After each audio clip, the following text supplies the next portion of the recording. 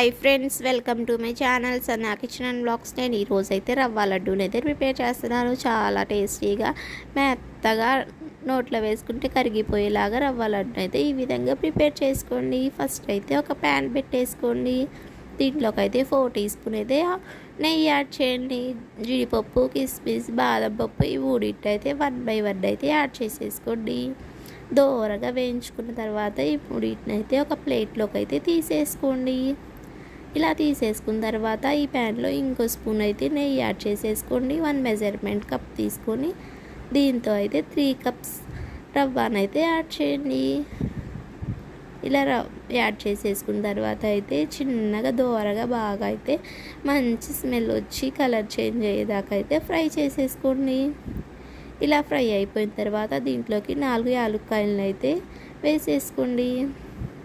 చిన్న కప్పుడు కొబ్బరి పౌడర్ని అయితే యాడ్ చేసేసుకోండి. 1 కప్ అయితే షుగర్ని అయితే యాడ్ చేయండి. మీరు స్వీట్ ఎక్కువ తినే వాళ్ళైతే ఇంకో 1/2 కప్ కూడా యాడ్ చేసుకోవచ్చు. ఇలా అయిపోయిన తర్వాత మొత్తం అయితే స్టవ్ ఆపేసేయండి. ఇలా జీడిపప్పు, బాదం పప్పు అయితే పైన అయితే చల్లేసుకోండి. ఇలా గోరువెచ్చగా అయిపోయిన దాకా అయితే పక్కన పెట్టేసుకుందాం. ఇలా గోరువెచ్చగా అయిపోయిన తర్వాత అయితే కార్చి చల్లార్చిన పాలు తీసుకోండి. ఇలా కొంచెం కొంచెంగా వేసుకుంటూ అయితే లడ్డూలను అయితే ఇలా చుట్టేసుకుందాం. ఇలా చుట్టేసుకున్న లడ్డూలు అయితే చాలా టేస్టీగా అయితే చాలా స్మూతీగా అయితే ఉంటాయండి. నేను ఇండిపెండెన్స్ డే స్పెషల్గా అయితే 3 కలర్స్గా రవ్వ లడ్డూని అయితే ప్రిపేర్ చేశాను. నా వీడియోస్ మరిన్ని ఫుడ్ వీడియోస్ కోసం నా ఛానల్ని అయితే సబ్స్క్రైబ్ చేయండి.